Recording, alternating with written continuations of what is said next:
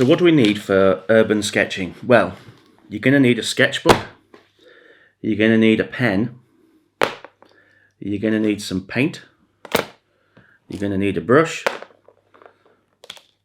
and you're going to need some water. That's it. The usual way of urban sketching, you would start with a fine liner. You could use a fountain pen. These are very popular, but you do need to buy the right ink to go with that, a waterproof ink.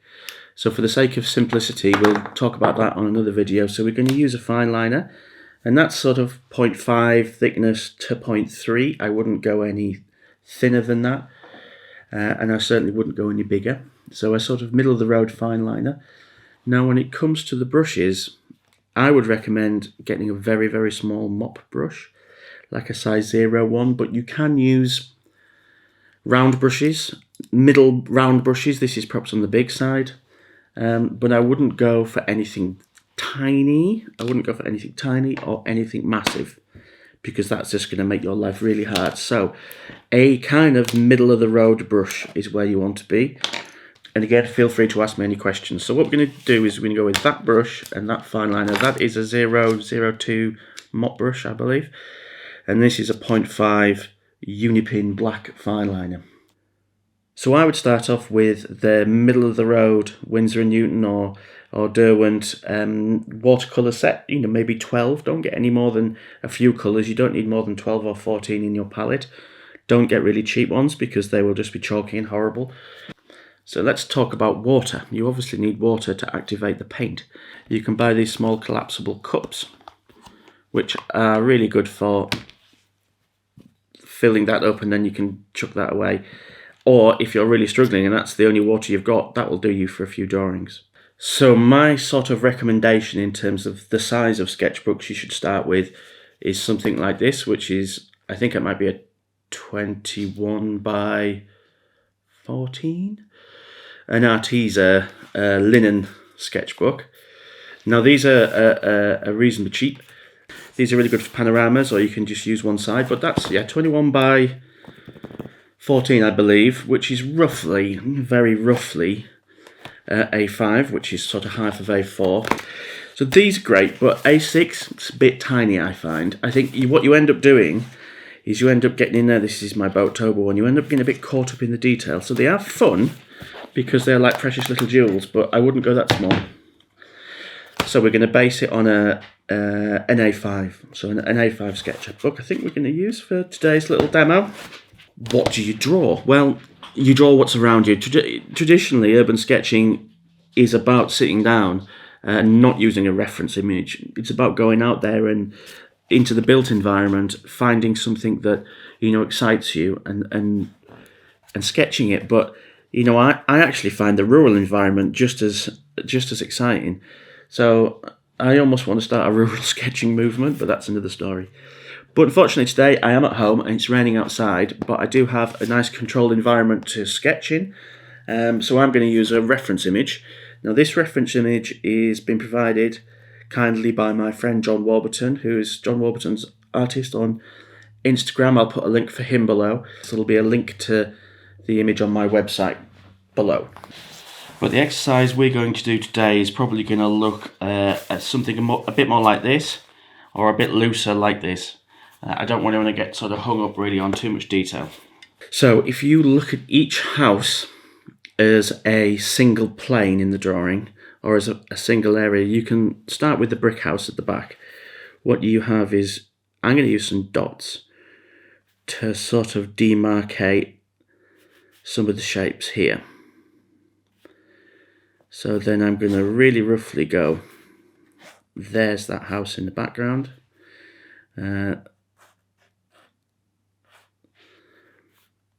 Now, using a slight sort of continuous line type technique, that part of the wall comes down to there, and there is a railing here. And then I would say that probably comes down a bit more like that, but anyway. And then this bit comes all the way to this corner of the And there's a wall that runs down there. And then here we have a step. And the edge of that building going up there. Now on this side, there is, you see how I'm holding the pen a bit further back, and it just gives me a bit more wiggle on my lines, which I quite like. And then there is some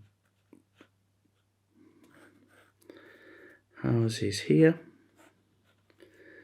And they are going down this hill, which is the other side of Staithes. This is Staithes, by the way. Now, you can see I've made a mistake there because that's running into the road. And the road down here isn't like that. So what we have actually is a wall there. And then that path comes down and there's a electric meter there. That doesn't matter. It really doesn't matter. These details in the background are just a rough telling of a story. And we have some trees like that. Okay. So this all looks very rough, but that's because the primary focus is actually this house on this side. Compositionally, there's all sorts of rules and things that people will tell you that you should and shouldn't do. Now, I think a lot of those rules of composition are really good to know, and they're really important. But often when I pick up a pen and I just want to draw, I don't want to be thinking about that. They will become a bit more second nature, but I actually just want to do something I enjoy. So we won't get hung up with that. So then creating another sort of dot there, I know that's going to come up. If you look at the line of that gutter, it comes up to sort of that corner there. And just a little bit more than halfway back, there is the drain pipe, which I'm actually going to sketch in, because I know that's my demarcation between the two houses. So you may notice that one house comes out ever so slightly beyond the other. So again, that's something else we can sketch in. And then this comes this way, and then there is a table, some legs here, and a bench, and a bush. Okay. So just beyond the drain pipe there is a step, which I'm going to sketch in. And then we have some pots with some plants in. Now, some people like to sketch lovely scenes without any kind of detailing. When it comes to street furniture or traffic cones, I love wheelie bins and traffic cones, waste bins. I think all these are very much of their time. And, you know, you look back at artists in the Victorian times and, you know, would they have, thank God they left their street lamps and things in, because we have all that wonderful sort of vernacular of its time. So I say celebrate that, put it in your drawings, you know, signs, anything like that. You know, I think it all adds to it. But that's just, you know, everyone's different. So we could talk about perspective, but what we're just looking is the outlying shapes of buildings here. I've just noticed there's a boat in this picture, but I haven't drawn it in. Anyway, that's going to confuse things a little bit. I'm going to leave that out. Okay, so there's another step here. So basically these are the sort of outlines. It's a bit confusing, this image, in a way, because I don't know whether you can see, but the actual roof line runs up really close to the actual, that thing, because of the perspective of the drawing. So you don't get a lot of roof detail, but you can tell the story by adding a wobbly line for the pan tiles. I think there is some details up there anyway. There's probably another chimney up there somewhere. Right, when it comes to doing things like the windows, I think I find it easiest to start by putting a door in. You will find that if there's a midpoint there, in terms of the distance between that vertical and that vertical, and the distance between that vertical and that vertical, go in the middle. And then the difference between this vertical and this vertical, go in the middle.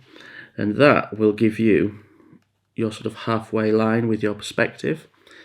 So the top windows are above that line. All the bottom windows and the doors are below that line. So this house on the left hand side has, you can see, half a window, a front door, and then there's another window there. And then above here we have 1, 2. Oh, we haven't got 2. I know we've got. There's a. That's weird. There was a window there, but it's been blocked in. If you look, so we're going to go with 2 there. But now I've made a mistake, so I'm going to just add an extra window. This is the point. It doesn't matter. It really doesn't matter. As soon as you start getting hung up on windows, I mean, who's counting windows literally in a sketch? Who's going to open your sketchbook and go, I like it, but you've got one too many windows there. So what you've also may notice is that I haven't left enough room for that window there. So I'm going to miss out that whole row of windows. I'm not going to bother with them. And I'm just going to go straight in and put the door in. Normally, I probably wouldn't be quite so fast in my drawing. I'd spend probably a little bit more time looking and studying, but today I really want to be modelling more of a sort of healthy approach, getting away from being too much of a perfectionist and being afraid of actually making a mistake, because there aren't any mistakes. Right. So we've got some more pipe work coming up here. A smaller window here, which I presume would be this is in the top bedroom. I'm trying to put a little bit of that sash detail in because I quite like it in these very Yorkshire style windows. And then we've got a bigger window here that typically lines up with that one, which is pretty normal. So again, you're going to be able to see that face there. And then what we have is a sash there. You'll be able to see the underneath of that sash. And then some more details there. The more you draw these, the more you just becomes instinctive, and you don't really sort of necessarily have to look what you're doing anymore. It just becomes autonomous. So I'm going to just put some more details in here.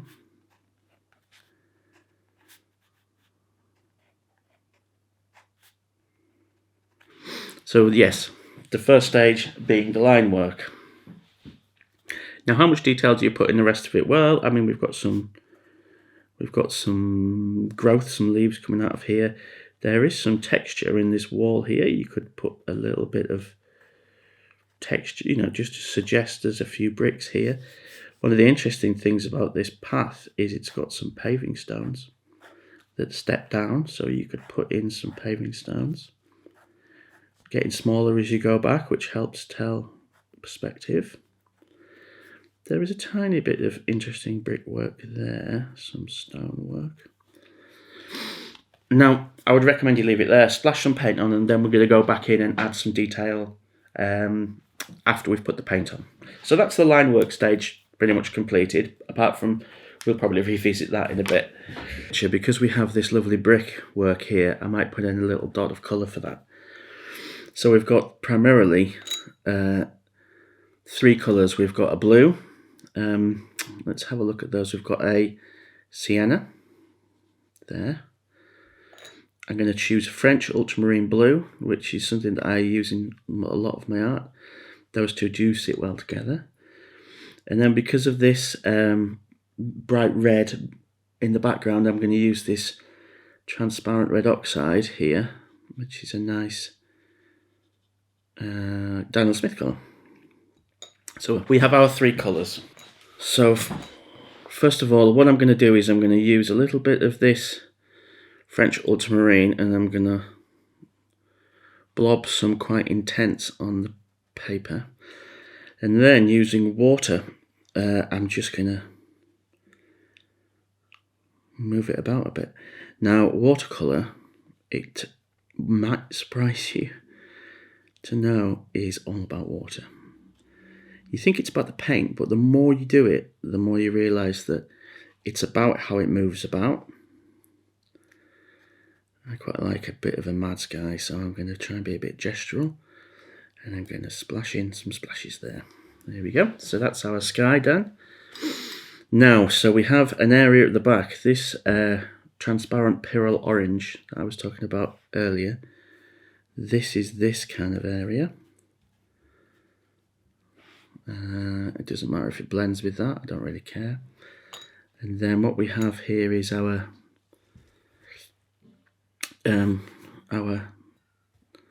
natural sienna colour for this part of it. And I'm going to kind of run that down a little bit into here. So I'm being pretty loose and just blobbing it on. Again, I don't care if it merges, it can go in the sky, it can go wherever. We're just doing that. And what I'm going to do here is put in another couple of blobs just down there. Like that. So there's 3 colours, and that's what I would call a base layer. Now, this is the big problem now with urban sketching, is you have to let that dry, really, to do the next layer. That's fine if you're near a cafe, or ideally a pub, where you can sit and have a beer. But in this environment, the easiest thing for me to do is to just get a hairdryer and dry that off, so I can quickly show you the next stage. So I'll do that now. So what is the purpose of the next layer? Well, it's just to add a little bit of contrast, because what you want to do is, I'm going to use the same paint, the same natural sienna, is try and show some sort of brickwork detail, because that's what you have here, is quite a lot of brickwork. Now what I'm doing is I'm just choosing random bricks to colour. I'll put a little under there as a shadow. And as we get further back, those bricks get smaller and smaller. So we're just going to do some tiny dots there.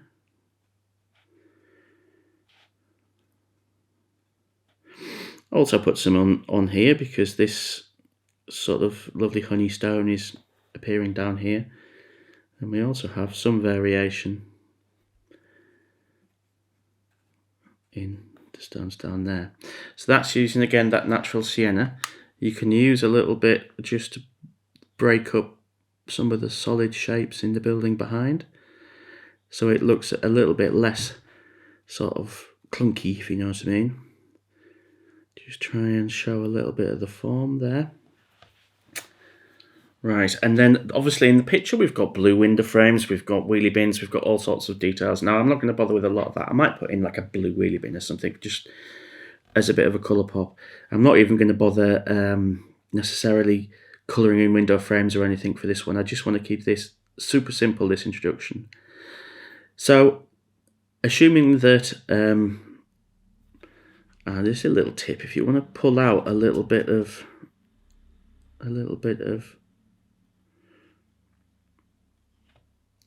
surplus paint, you can dry your brush off and then just dab it on, and it'll suck up all that extra paint.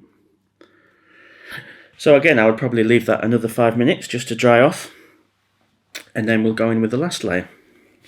Now what I'm going to do here is I'm going to go back in with the blue. Now my palette's a bit of a mess, so you'll have to forgive me. I'm going to put a little bit of this French ultramarine blue here.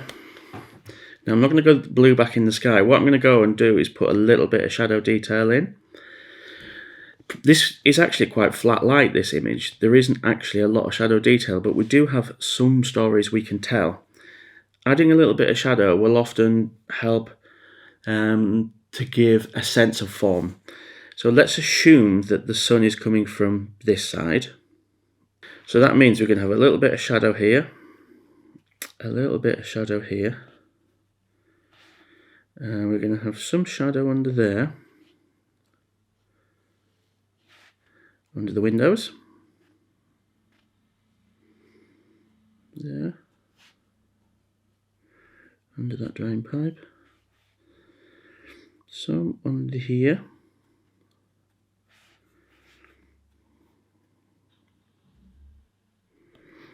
and also here.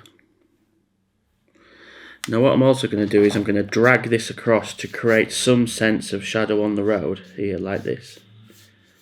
There we go.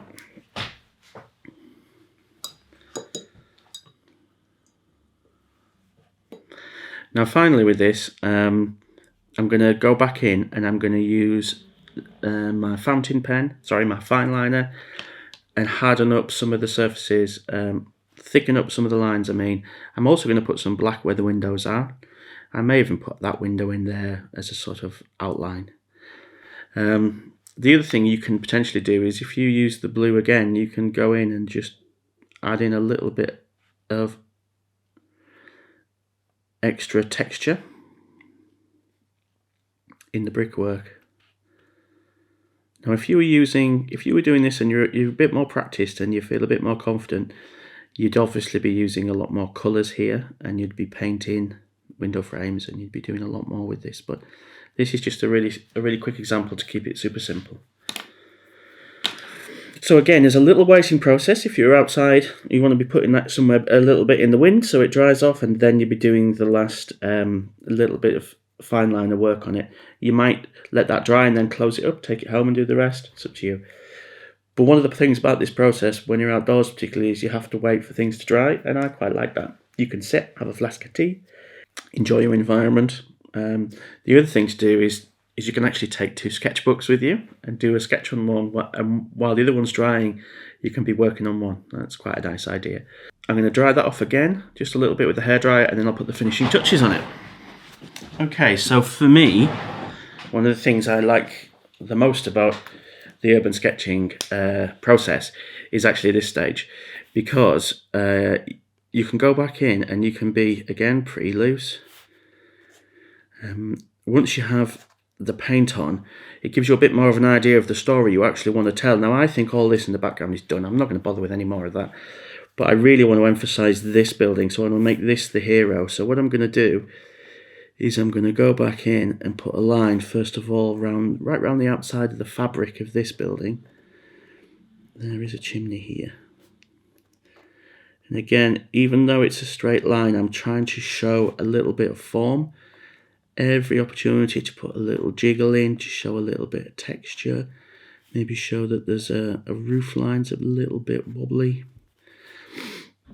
And then we're back here with this wobbly line for the pan tiles. There is a gutter here. I'm going to just drop that back in. And then a wobbly line for the roof tiles. There we go. Now all these lines that are facing away from us, I'm going to line in as well. So all the lines where things disappear around a corner. So this one, these bottom lines. This technique is very much from my days as an industrial designer. All the lines where things disappear away from you, imagine a fly crawling over a surface. And when that fly disappears around a corner, that's where you put your heavier lines. I'm going to do a tutorial about it at some point, because I think it's quite an interesting technique, and I say I've used it a lot. I was using it in my career, but it's an interesting way of adding a sort of language to your sketches. So we've got this gorgeous wheelie bin here.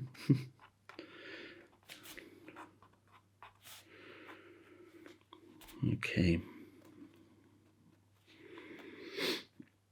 Now I'm going to simulate some kind of texture on this door here. Probably doesn't need it, but oh. Okay, so the last thing I probably want to do here is to think about what I'm going to do with the windows. Now there's a couple of different techniques you can use for windows. You can block them in, which I think works quite well, like this. Completely block them in, maybe leave a little bit of line to describe them. You can do a technique where you actually suggest a shadow coming into the room. Something like that.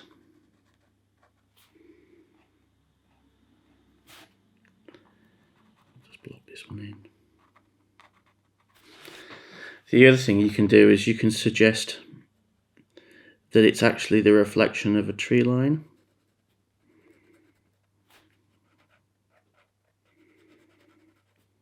So something like that. Again, I'm just going to block these in.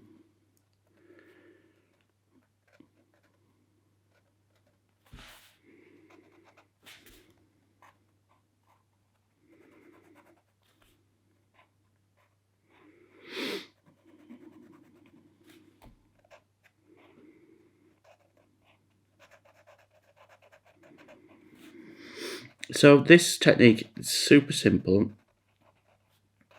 It obviously involves some practice in terms of the line work, but you have to develop your own style. One of the mistakes I made when I got back into my art a few years ago was I was looking at all these different artists and going, oh, I love their style, I love their style, I love their style. And none of my style, none of what I was doing I liked. And I think ultimately you see this thick line because that's the thing that's closest to you. So I'm making that really thick. It took me ages to realise that my style, my unique signature, my, the way you dance, the way that you do everything, where you cook, it's your style. But it had value. It had something about it that actually had value, if that makes sense. And it took me a while to get used to the sort of taste of my own cooking, if you know what I mean. So there's loads more you could do there. You could go and put some greens in. You can use some highlighter pen around the window frame, like a white gel pen, to make that pop. And the more you develop that, the more it would start to sing. But ultimately, I think that's fine as it is as an example. You can sketch in pubs. You can sketch from cliff tops. Some of these are from reference pictures. They're not from life. That's from life. But it does encapsulate lots of really interesting different techniques, ink as well as watercolour. You don't necessarily have to specifically stick to a technique. I'm going to be doing some videos about, obviously I've done videos already about minimal colouring, but I'm going to be talking a little bit more about that as we go. And there's always different ways of doing stuff. You don't have to use watercolour. You can use ink. You don't have to use fine liner first. You can use paint first. There's a million different techniques. That's the fun thing of it. And the weird thing is, it's like an onion. There's always a layer underneath that you haven't discovered yet. So I hope you found that useful, and thank you for stopping by. And please leave some likes and comments. Obviously, I'm going to be doing loads of these. It's my thing. I'm going to be recording a lot more content where I'm just sketching and talking. So I hope you don't get too bored. So yeah, super.